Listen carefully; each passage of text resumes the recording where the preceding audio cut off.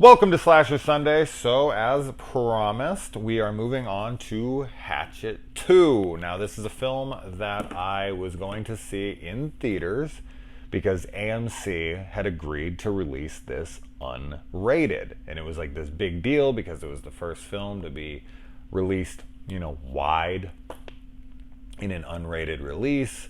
And I was all excited because I was like, oh shit, he can do everything he wants. He doesn't have to meet any MPAA guidelines. And I was stoked, man. I was really excited to go down and check this out. And so I went down to the AMC, and when I got there, they were like, sorry, but we're not showing that. Like, there was too many complaints of graphic violence, gore, whatever, so we had to pull the movie.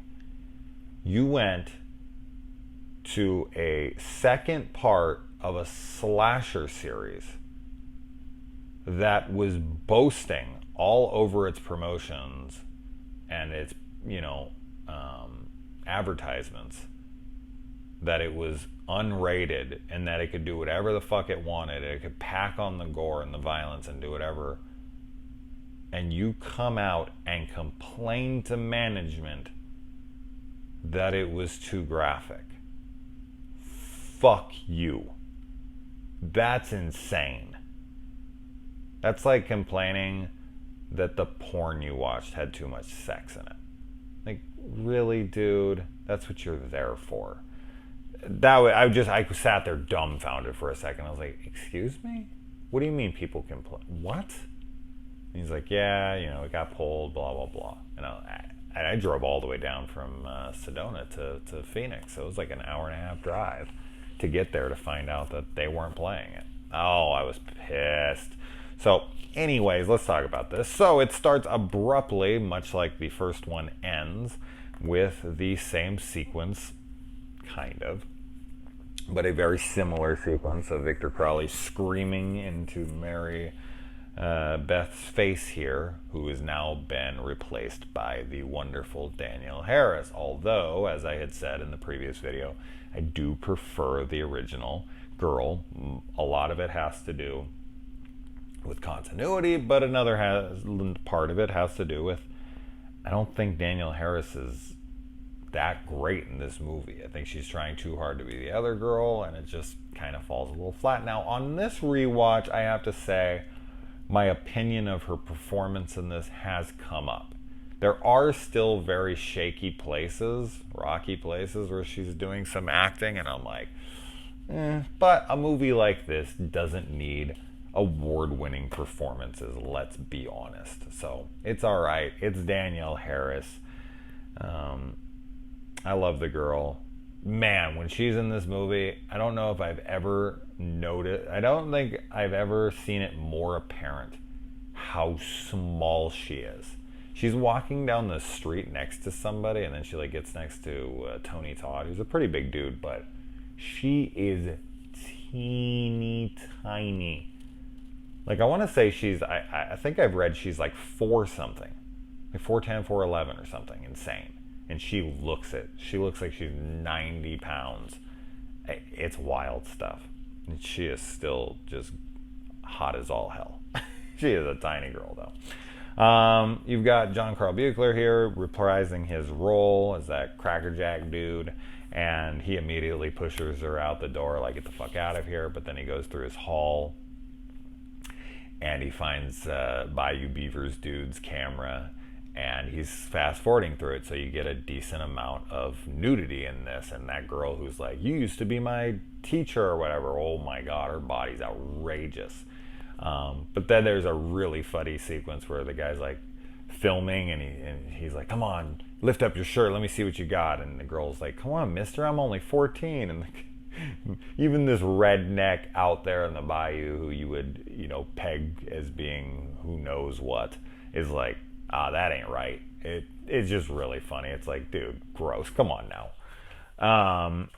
And then I like how he gives her piss to drink. I thought that was pretty funny. I feel like, poor guy, man. Like, he's just trying to help this chick out, and gets himself killed. He even like pushes her out the house, and he's like, "Look, I didn't do it. I didn't help her. You know, she would have gotten to the same place with her without me. Like, she just got out of the water and ran off. Like, it ain't my fault." Although I guess he does tell her what road to take, which leads her back to town and to safety. So I guess technically he helped her, but man, he gets strangled by his intestine, and then his head pops off. This is a point in the movie where you're like, oh, okay, we're just logic and any of that kind of stuff. Just throw it out the door. It doesn't matter if your head pops off from your intestine. Pretty sure your intestine would break first, but what do I know? I've never strangled someone with their intestines. Because I've never partied hard enough, I guess. And so the story is told again, this time for Victor Crowley's dad. And they've changed up the story a little bit here. And he is cheating on his dying wife with her caregiver, man. I am not proud of some of the stuff that I've done. I have fucked up in my life. There's no doubt about it. I've done some stuff. Let me tell you. But I've never done something so fucked up as cheating on your dying wife in the same house with her caregiver for like a straight year. That's some brutal shit, man. That's some heartless, brutal shit. Now, he's going through a rough time, this and that. Like, I get, but damn, man, that's cold. And so she comes back and she curses her womb and their baby, which of course really only hurts everyone else. So her curse should have stuck to them and them alone. Yes, the mom dies giving birth to this kid. So she's punished there by her life, but the countless people who go through agony for what? Because they had an affair and she's angry, so the Woods have to then be victors for, like, that's pretty harsh. That's pretty harsh. And so we find out, yeah, Victor's half black. He doesn't look it. I guess out there in the bayou at night, you don't get much of a tan on your skin there, but yeah, he don't look half black to me. Not that it matters, but just thought it was pretty funny. I was like, Victor's half black? Really? Let me look at him again. I don't see it. And yeah, I like that they say the mom dies at the sight of him, that he's so freaking grotesque. And she actually looks at him and just keels over. And the look on her face, it's pretty funny looking. And Mary Beth wants to go back there so she can find the bodies of her dad and brother. Bad idea. We got so many cameos in here. I don't even know if I can name them all, but notable ones I noticed was A.J. Bowen, R.A. Mihilioff, however you say that guy. His name, Leatherface from Texas Chainsaw Massacre 3. And Tom Holland, no, not Spider-Man, the dude who directed Child's Play and Fright Night and Langoliers, I want to say. Yeah. And then you got Perry Chen reprising. Kind of, I mean, he plays his, twin brother in this. Then you got Mike Mendez, who I'm a fan of from his film The Convent and Don't Kill It with Dolph Lundgren. Big fan of both of those movies. I think he also did that, he did that Lavalantula movie. I haven't seen that one yet. I've heard it's fun, but I haven't seen it. But yeah, I'm pretty sure he directed that. You got Joe Lynch in there, another director. Marcus Dunstan, holy shit. Yeah, just for like a second. But Marcus Dunstan, obviously, of Saw 4 through 7. And I've named their films many times. Patrick Melton in here, though. You've even got Sean Ashmore for a second. So you got a lot of people. I'm done naming people. They hire a militia to come out there and to get Victor Crowley, which I don't know if his plan is to possibly kill Victor in addition to trying to see if killing off every one of the kids who was responsible for Victor's death will end the curse.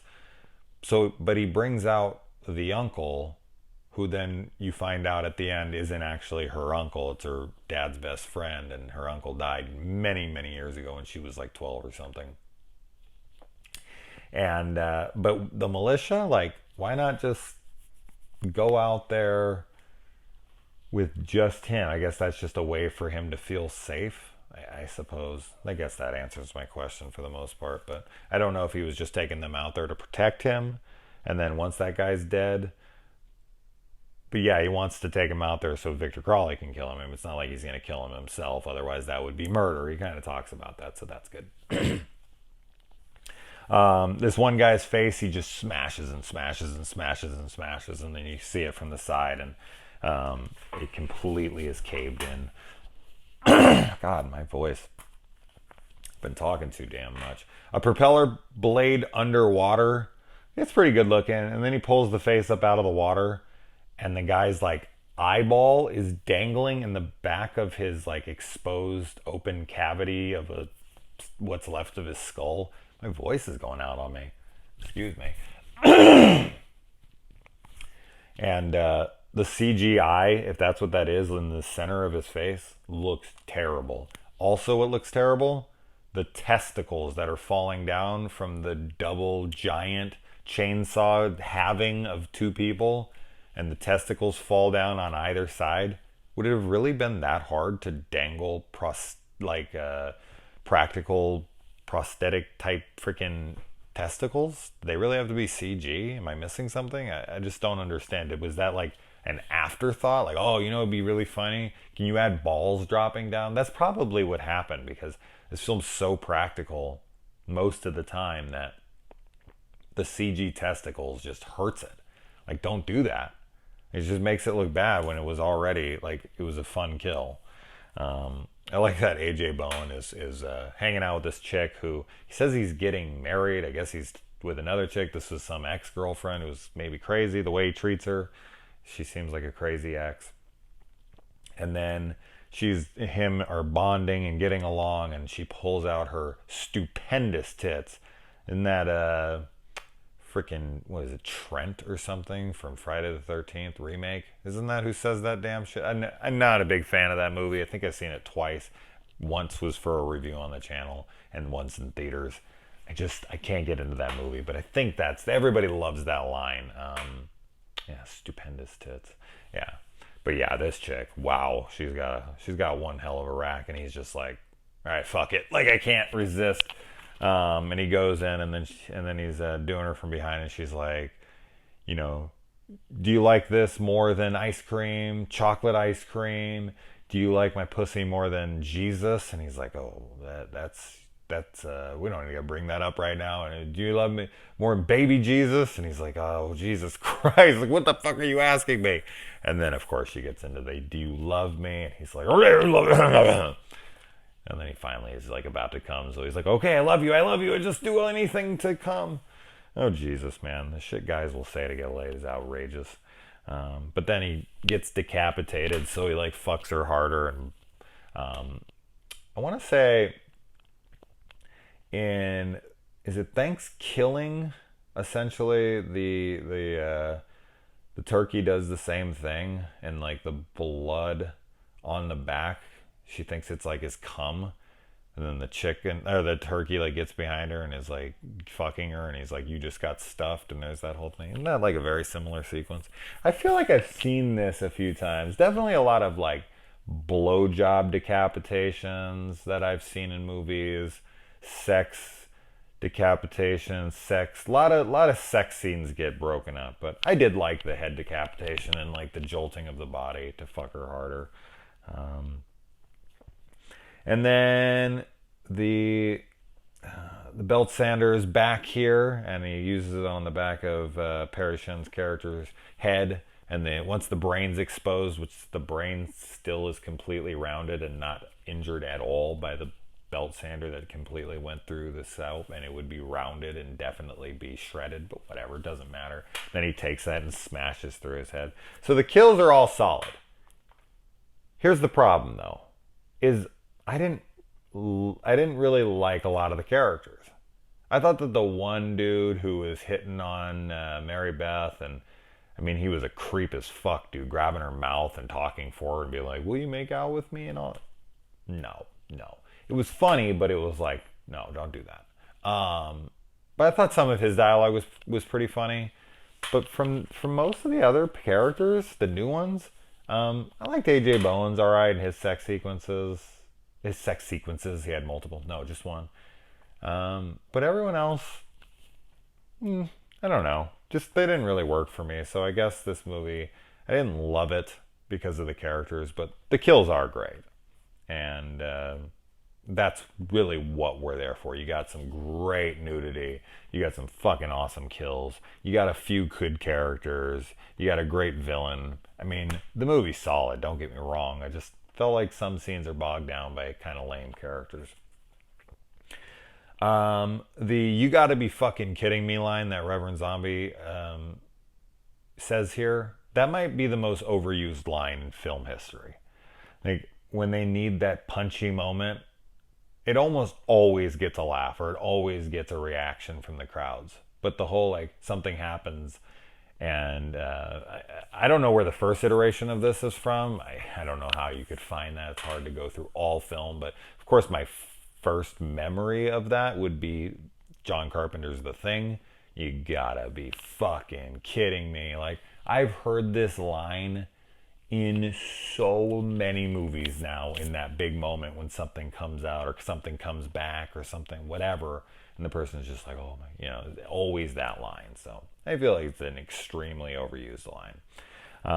Then when Reverend Zombie gets chopped in half, takes multiple different chops, he finally halves him, falls on the ground, grabs his spinal column, grabs his skin, and rips him out of his own skin. Now, this would have been a brilliant moment to take him and smash him against a tree, kind of like the sleeping bag kill. Maybe Kane Hodder was against that, but he just throws him into the bushes.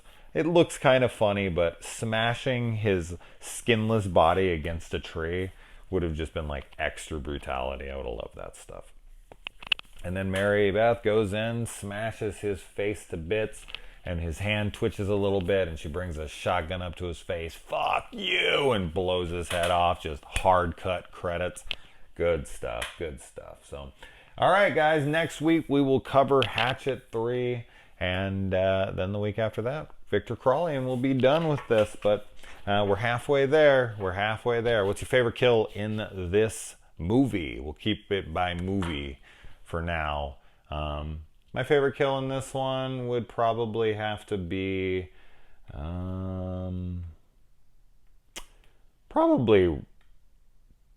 I forgot to mention the one where Sean Ashmore gets his face hacked like this, and then he turns and his face like slides off.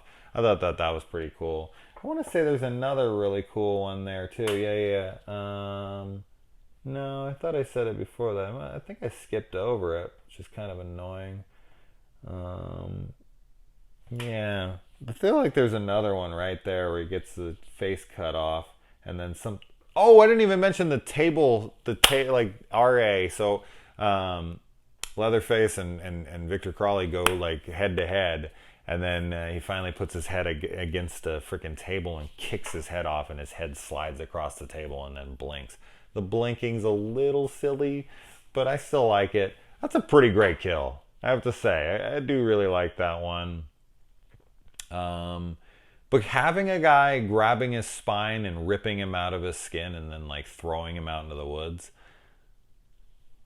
is pretty good. This is a pretty good one. I'll have to go with that one. That one's pretty good. What do you guys think? All right. Good night.